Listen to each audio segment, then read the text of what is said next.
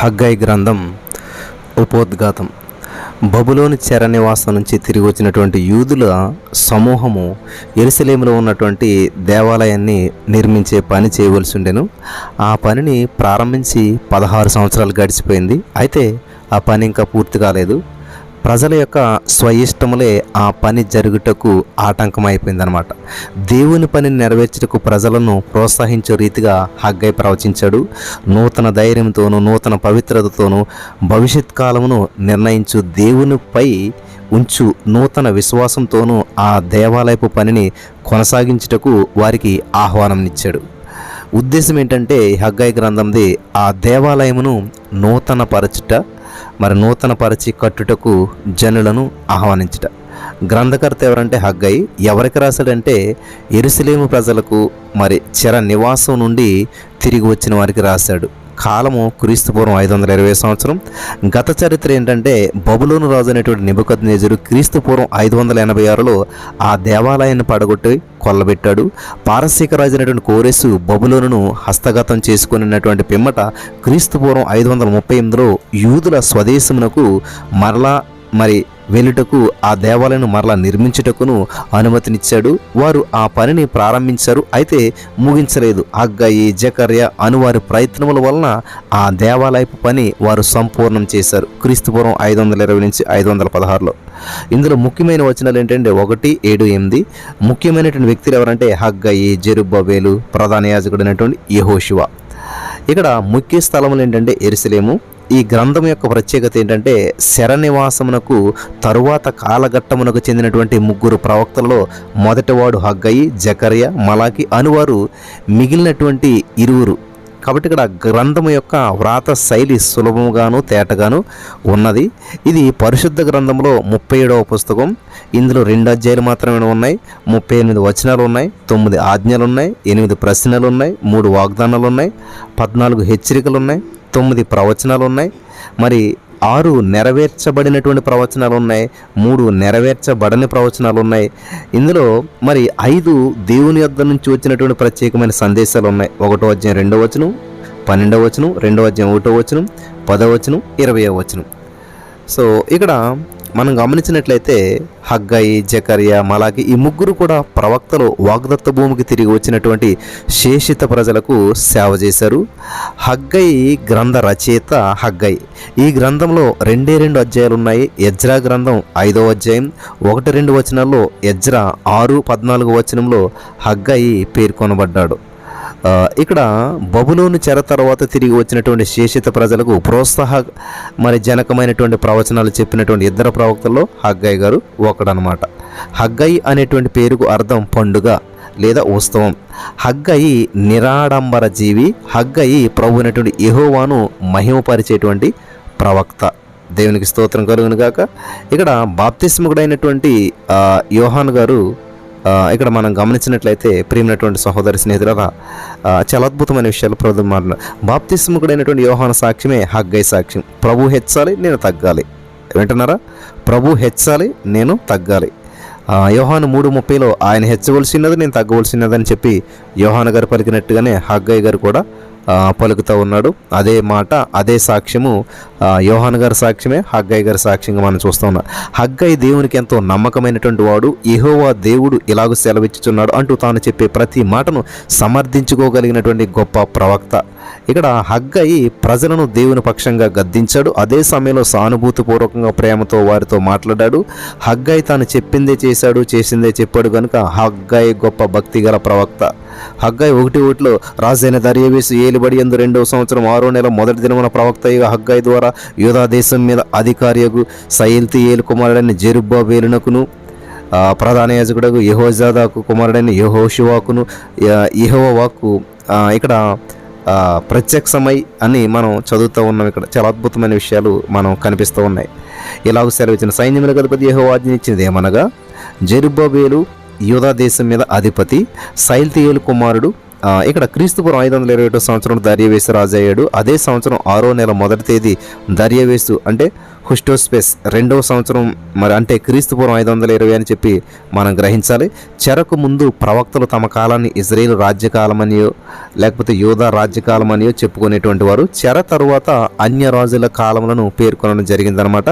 చెరలో ఉన్నప్పుడు ఇజ్రాయేల్ యూదా దేశాలకు రాజు లేడు, అందుకని చెరగొనిపోయినటువంటి అన్య రాజుల కాలమునే కాల నిర్ణయం కోసం మరి వాళ్ళు తమ ప్రవచన రచనారంభంలో చెప్పుకున్నారు.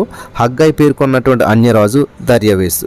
ఇక్కడ లూకా 21:47 అన్య జనముల కాలములు సంపూర్ణమగు వరకు యెరూషలేము అన్య జనముల చేత త్రొక్కబడును. గమనించాలి, ఈ విధంగా లెక్కించేవారు కాలాన్ని. హగ్గై కాలానికి సరిగ్గా అప్పుడే అన్యుల కాలం ఆరంభమైంది. అనగా నెబుకద్నెజరు యూదాను చెరగొనిపోయినప్పుడు అన్యుల కాలముల ప్రారంభమైందనమాట.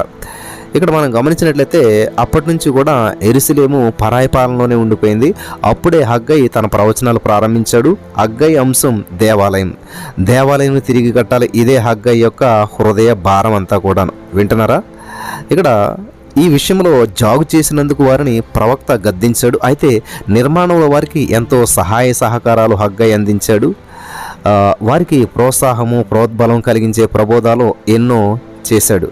ఇక్కడ యెహోవా సెలవిచ్చినది ఏమనగా అంటూ ఈ యొక్క హగ్గై మరి ఆ ప్రవక్త తన ప్రవచనాలను ప్రకటించాడు. ఇవి తన మాటలు కావని యెహోవా చెప్పినవే ఉన్నదన్నట్లు చెప్తున్నానని చెప్పి హగ్గై గారు పునరుద్ఘాటించాడు. ఈ విధంగా హగ్గై ప్రియులు గమనించాలి, ఈ విధంగా హగ్గై తనకు దేవుడే ఈ యొక్క ప్రకటన అధికారం ఇచ్చాడని చెప్పి హగ్గై పునరుద్ఘాటించాడంటే అతని యొక్క విశ్వసనీయత ఇందులో మనకి వేలడవుతూ ఉన్నది. ఇక్కడ హగ్గై తనను తాను తగ్గించుకున్నాడు, ప్రభువును హెచ్చించాడు, మహిమపరిచాడు, ఆయన మాటలను గణపరిచాడు. యెహోవా వాక్కు అని చెప్పి చాలాసార్లు తెలియజేసినటువంటి అతని తగ్గింపు ఎంతో గొప్పదిగా మనకి ఇక్కడ కనిపిస్తూ ఉన్నది. అలాగే హగ్గై సందేశం చాలా క్లుప్తం, మరి సులభగ్రాహ్యం, ఖచ్చితం, సరళం, తేటతెల్లం, అందరికీ కూడా అర్థమయ్యే భాషలో ఉంటాయి హగ్గై గారి యొక్క ప్రవచనాలు. అలాగే మీరు గమనించినట్లయితే ప్రియులారా, యాకోబు పత్రిక కూడా హగ్గై గ్రంథం లాగానే ఉన్నది. యాకోబు తన పత్రికలో ప్రయోగాత్మకమైనటువంటి క్రైస్తవ్యాన్ని ఉపదేశించాడు. అలాగే హగ్గై కార్యాచరణ మరి ఎక్కువ ప్రాముఖ్యతనిచ్చాడు. కార్యాచరణకు క్రియాశీలమైనటువంటి ప్రబోధం హగ్గై రచన. జీవితంలో నాణ్యత నైపుణ్యం లోపిస్తే సాక్ష్యం దివాళా తీసినట్లే. జీవితాన్ని క్రియ అనేటువంటి కొలబద్దతో లోకం కొలుస్తుంది. దేవుని బిడ్డలో మరి వాచాచూరులే కాదు కానీ అంటే మాటకారులే కాదు, క్రియాశూరులు కూడా కావాలి. మాటలు కూడా కాదు, పనులు కూడా చేస్తారని. జకర్యా హగ్గైకి సమకాలికుడు. జకర్యా దర్శనాల ప్రవక్త. అతని ఆలోచనలు ఆగమేఘాలపై పయనిస్తాయి. ఇక్కడ ప్రవచనం అంటే దేవుని ఊహలనే ఊహించేవాడు ప్రవక్త. హగ్గైది ఊహే కాదు, ప్రయోగశీలకమైనటువంటి వర్తమానికుడు. హగ్గై మాట్లాడాలి, పని చేయాలి, రెండు జత చేయబడాలి. మన తల పరలోకంలో ఉన్న పాదములు భూమి మీదనే నడవాలి. దేవునికి స్తోత్రం. వింటున్నారా? తల పరలోకంలో ఉన్నా కానీ పాదాలు మాత్రం భూమి మీద నడాలంట. ఇక్కడ హగ్గై గ్రంథం మీద అడ్డంగా వ్రాయదగినటువంటి వచనం 1 కొరింథీ 15:58. దేవునికి స్తోత్రం. చదువుదాం ఒకసారి. నా ప్రియ సహోదరులారా, మీ ప్రయాసం ప్రభునందు వ్యర్థము కాదని ఎరిగి స్థిరులను కదలని వారును ప్రభు కార్యాభినందన ఎప్పటికీ ఆసక్తులైండి. 1 కొరింథీ 15:50. హగ్గై గ్రంథంలో ఉన్నటువంటి కీలక వచనాలు హగ్గై గ్రంథం 1:8, హగ్గై గ్రంథం 1:14 వచనాలు. ఇక్కడ పర్వతములెక్కి మ్రాను తీసుకొని వచ్చి మీరు ఈ మందిరమును కట్టించిన ఎడల దాని యందు నేను సంతోషించి నన్ను గణపరుచుకుందని యెహోవా సెలవిస్తున్నాడు. హగ్గై 1:8. అలాగే హగ్గై 1:14 యెహోవా యూదా దేశపు అధికారి యొక్క షయల్తీయేలు కుమారుడైన జెరుబ్బబేలు యొక్క మనసును, ప్రధాన యాజకుడకు యెహోయాదా కుమారుడైన యెహోషువ మనసును, శేషించిన జనులందరి మనసును ప్రేరేపించగా వారు కూడి వచ్చి ఏం చేశారు? ప్రేరేపించినప్పుడు మనసును ప్రేరేపించగా వారంతా కూడి వచ్చి రాజైన దర్యావేసు యొక్క ఏలుబడి యందు 2వ సంవత్సరం 6వ నెల 24వ దినమున సైన్యములకు అధిపతియగు తమ దేవుని మందిరపు పని మొదలుపెట్టింది. హగ్గై గ్రంథం అంతా 3 నెలల 15 రోజుల వృత్తాంతం. హల్లెలూయా. హగ్గై గ్రంథం 3 నెలల 15 రోజుల వృత్తాంతం అని చెప్పి మీరు గ్రహించాలి. హగ్గై గ్రంథంలో 5 సందేశాలు ఉన్నాయి. ప్రతి సందేశం ఒక ప్రత్యేక సందర్భంలో ఇవ్వబడింది. క్రీస్తుపూర్వం 520 సెప్టెంబర్ 1వ తేదీ నుంచి డిసెంబర్ 25వ తేదీ వరకు మొత్తం 5 సందేశాలు ఇందులో ఉన్నాయి. ఈ యోహాను సువార్త 2:17 ఆయన శిష్యులు నీ ఇంటిని గురించిన ఆసక్తి నన్ను భక్షించుచున్నది అని రాయబడినట్లు జ్ఞాపకం చేసుకున్నారు. అలాగే ఇక్కడ దేవాలయ నిర్మాణంలో ప్రజలు చూపేటువంటి ఆసక్తి ఆధ్యాత్మిక భక్తికి సంకేతం. దేవుని సన్నిధికి ఆలయం ప్రతీక. దేవుని అది దేవుని నిబంధనకు భౌతికమైనటువంటి గుర్తు. ప్రియులారా గమనించాలి. అలాగే దేవుని ఆలయమును పునర్నిర్మించడంలో ఇశ్రాయేలు తమ సంబంధాన్ని పునర్నిర్మించుకొనుచున్నారని చెప్పి భావం. దేవుణ్ణి ఆరాధించడం అనేది ఎడతెగని ప్రక్రియ. దేవునికి స్తోత్రం కలుగును గాక. హల్లెలూయా. దేవుని ఆలయమును పునర్నిర్మించడంలో మరి ఇశ్రాయేలీలు ఇక్కడ తమ సంబంధాన్ని పునర్నిర్మించుకొనుచున్నారని చెప్పి భావం. దేవుని ఆరాధించడం అనేది ఎడతెగని ప్రక్రియ. ఆరాధన ఏ రోజుకు ఆ రోజే క్రొత్త అనుభవం ఇస్తూ ఉంటుంది. మరి ఇక్కడ దేవాలయము శిఖరం ఆ శిథిలావస్థలో ఉన్నదంటే నిబంధనకు అంతరాయం వాటిల్లని చెప్పి అర్థం అనమాట. తిరిగి దేవాలయాన్ని కట్టాలి అనగా తమ ఆరాధన జీవితాన్ని పునరుద్ధరించుకోవాలన్నప్పుడు దైవ సేవలు ఉద్యోగం కలిగిందని చెప్పి అర్థం అనమాట. ఇక్కడ నేడు మనకు ఇది సీనాయి కొండ మీద ధర్మశాస్త్ర నిబంధన కాదు, అంతకు మించినటువంటిది. ఇది క్రొత్త నిబంధన. సకీనా మహిమ ఇప్పుడు కంటికి కనబడదు, నిబంధన మందసము కానరాదు, ధర్మశాస్త్ర పలకలు లేవు. హల్లెలూయా. అయితే వీటన్నిటినీ మించినటువంటి మెస్సయ్య సన్నిధి మనకు ఉన్నది. విశ్వాసుల హృదయాలపై కృపా నిబంధన వ్రాయబడి ఉన్నది. దీనికి అంతటికి కూడా భౌతికమైనటువంటి ఆలయపు కట్టడం ఒక చిహ్నం అన్నమాట. హల్లెలూయా. దేవునికి స్తోత్రం కలుగును గాక. కాబట్టి హగ్గై కూడా మరి కవి హగ్గయి జకర్యా కలిసి జంట కవులై 137 కీర్తనలు రచించారు. అలాగే 145 నుంచి 148 కీర్తనల వరకు కూడా వీటిని జంట కవులే రచించారని చెప్పడానికి ఆధారాలు కూడా ఉన్నాయి. వింటున్నారా? సో ఇక్కడ ఆలయం క్రొత్తగా కట్టబడిన తర్వాత హల్లెలూయా స్తుతి గానములు ఆలయంలో మరి నడిపించింది హగ్గయి జకర్యా. హగ్గయి భాషా శైలి వ్యావహారికమైనటువంటి గుండెలలోనికి దూసుకొని పోతుంటుంటుంది అనమాట. దేవునికి స్తోత్రం. వెంటనే దేవాలయం నిర్మించండి అని హగ్గయి ప్రబోధించాడు. ఆలయం కట్టగానే దాన్ని ఆవిష్కరించేటువంటి ఉత్సవానికి సంబంధించినటువంటి దర్శనంతో హగ్గయి నిండిపోయాడు. దేవునికి స్తోత్రం. అందుకే ఇక్కడ హగ్గయి అనే పేరుకు ఉత్సవం, పండుగ అనేటువంటి విశేషార్థం ఉన్నది. ఈ విషయంలో నిర్లక్ష్యం చేస్తే మనకు శిక్ష ఉంటుంది. ఆసక్తితో మరి కృషి చేయాలి. ఇక్కడ మనకు ఆ నిర్లక్ష్యం అనేటువంటిది అస్సలు కనిపించకూడదు అని చెప్పి ఇక్కడ ఉద్దేశం. ఆసక్తితో కృషి చేయాలి. మన సంఘటిత కృషి మనకు గొప్ప ఆశీర్వాదం తెచ్చిపెడుతుంది. ఈ యొక్క ప్రబోధాన్ని ప్రజలు విన్నారు. ఆలయాన్ని చాలా బాగుగా శ్రద్ధగా నిర్మించారు. ఈ నూతన ఆలయం మహిమ గొప్పది. అది పాతదాన్ని మించినటువంటిది. దేవుడు దీనిని ఆశీర్వదించి గణపరుస్తాడు. దేవునికి స్తోత్రం కలుగును గాక. హల్లెలూయా. మీరు కంగారు పడకూడదు అంటూ హగ్గయి ప్రజలను ఓదార్చాడు. భవిష్యత్తులో దేవుని ఆలయం అన్నిటినీ మించింది అని చెప్పి మెస్సయ్య యుగారంభం, అది సువర్ణ యుగారంభం. దేవునికి స్తోత్రం కలుగును గాక. దేవుని వాగ్దాన నిబంధనను నమ్మవలసిందిగా హగ్గయి ప్రజలను ప్రోత్సహిస్తూ మాట్లాడాడు. దేవుని పరిశుద్ధ ఆలయమును గురించినటువంటి అశ్రద్ధ వారికి శిక్షగా మారింది. అందుకే వారి స్థితి ఫలరహితమైనటువంటిదిగా కనిపిస్తోంది. ఇక్కడ వారు విధేయులైతే ఆశీర్వాదాలని తిరిగి వారికి మరి ప్రాప్తిస్తాయి. దావీదు ఇక్కడ గృహం స్థాపించబడుతుంది. దావీదు వంశం కొనసాగుతుంది. లోకరాజ్యములన్నిటి మీద కూడా తుఫాను గాలులు వేస్తాయి. హల్లెలూయా. వింటున్నారా ప్రియులారా? ఇక్కడ అస్సూరు రాజ్యం అధికారంలో ఉండగా వచ్చినటువంటి ప్రవక్తలు యోనా, యోవేలు, ఆమోసు, హోసేయ, యెషయా, మీకా, నహూము. ఇక్కడ బబులోను కాలంలో ఉన్నప్పుడు వచ్చినటువంటి ప్రవచనాలేమో హబక్కూకు, జఫన్యా, మరి యిర్మియా, దానియేలు, ఎజ్కేలు, ఓబద్యా మరి వీళ్ళు అనమాట. అలాగే చెర నుంచి తిరిగి వచ్చిన వారికి ప్రవచనాలు హగ్గయి, జకర్యా, మలాకి. ఈ క్రమం మనం గుర్తించాలి.